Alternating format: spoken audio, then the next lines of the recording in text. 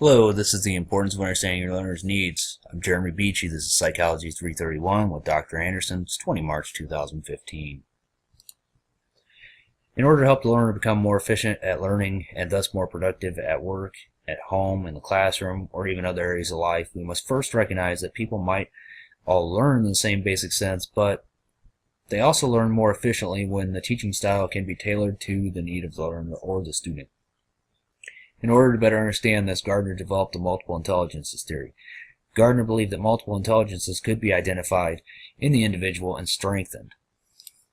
In our class, we want to apply the multiple intelligences theory by having participants take a quick multiple intelligence quiz that will identify learning styles such as linguistics, logical mathematical, visual spatial, intrapersonal, interpersonal, musical, body kinesthetic, naturalistic. By having a better understanding of the learner's stronger and weaker multiple intelligences, we can strengthen and apply these intelligences to the workplace. For example, we want to provide strong visual audio aids for our visual spatial learners. To do this, we'll want to make use of PowerPoints, videos, speaking, role-playing, etc. in our training. For logical mathematical learners, we want to include charts and graphs into our training, even for things such as rules and procedures, to show logical reasoning behind the training and form associations. Next, we'll want to look at emotional intelligence of the learners. We'll do this by having each learner take, again, a quick emotional intelligence quiz. Top performers in the workplace most often have high emotional intelligence. Emotional intelligence should not be confused with multiple intelligence or IQ scores. Emotional intelligence focuses on self-awareness, self-regulation, internal motivation, empathy, and social skills. Emotional intelligence can be improved by practicing emotional intelligence behaviors that might need to be improved upon. For example, our employees that have low self-efficacy. We want to present the training materials in a way that is encouraging, uplifting, and as stress-free as possible. We want to make sure that everyone knows they can learn and perform all the tasks that are required of them. The training needs to feel like a judgment-free zone just as the workplace does. The next theory we're going to look at in our training is behaviorism. Behaviorism is an area we'll want to examine in this class. Behavior suggests that a person reacts to stimuli in their environment, and because of their reactions, a response is conditioned, and therefore it should be possible to predict all the behavior based on a given situation and the stimuli that one has been exposed to. Behaviorism also teaches about operant conditioning, positive and negative punishment, and reinforcement. Studies have shown that reinforcement improves undesired behavior more than punishment. So we'll want to look at ways that the employee can be rewarded for outstanding performance, as well as performance that goes above and beyond the daily expectations of the employer through positive and negative reinforcement. Positive and negative reinforcement is basically just adding stimuli or removing stimuli that reinforces certain desired behaviors. This can be accomplished through certificates, bonuses, office parties, time off awards, and even just letting the employee know that he or she did a good job. With behaviorism or classical conditioning, we'll also look at improving the abilities of memory for those that might struggle in this area through repetition, which will help organize the stimuli in a meaningful way, making it easier to remember and repeat. Next, we'll want to look at the humanism theory. Humanism assumes that all people have free will and are inherently good people. Humanists encourage choices when possible, setting realistic goals, cooperative learning, and being a role model for others. So what we want to do with this is to listen and encourage the expression of the views and ideas of the employees as an individual and in a group, and implement those changes, if any, to the company wherever an overall improvement can be found, if not only in the company, but in the employees as well.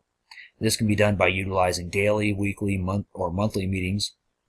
We also want to stress that offering ideas and being proactive in helping the company achieve this goal is a positive. Next, we'll introduce cognitivism. This theory focuses on observational learning, reproduction, self-efficacy, emotional coping, self-regulation. So what we want to do here is to encourage people to watch others in areas that they might be lacking where someone else is more successful. This will help them get a better understanding of how success might be achieved, and this can improve self-efficacy. But we also want a comfortable environment where self-efficacy can be improved. Then we want to help people to understand positive behavior and self-improvement needs to be a continuous, even in less favorable environments. So let's say the employer gives the employee a task that the employee doesn't feel like he should be doing. The employee still needs to keep a positive attitude about it and find ways to look at this task in a positive and meaningful way. Next, we're going to look at constructivism. Constructivism is another important learning theory that essentially says that we learn by thinking critically about situations or whatever it is that we're trying to learn. One needs to relate what they're trying to learn to an experience he or she has had. This could be used to help remember names, for instance. If I were to tell you that my name was Joe and you knew you would likely never remember my name, but you love coffee, you could relate my name to coffee, thinking of a cup of Joe. If you saw me again and you could not remember my name, you could think of coffee and quickly be able to retrieve that name. This can also be used to change behavior, to help retain other information. So what we want to do here is to teach the employees to apply critical thinking to whatever it is that he or she might have a deficiency in. Lastly, we want to discuss scaffolding, specifically instructional scaffolding. What this does is provide the tools and support that the employee needs to fully utilize their new understanding of the learning theories that will be introduced in our training. And as the learners begin to have a strong concept of how they learn best and are able to put some or all of these theories into practice, these tools and support will start to be withdrawn so that the learner gains self-sufficiency and so not to put undue financial burden onto the company.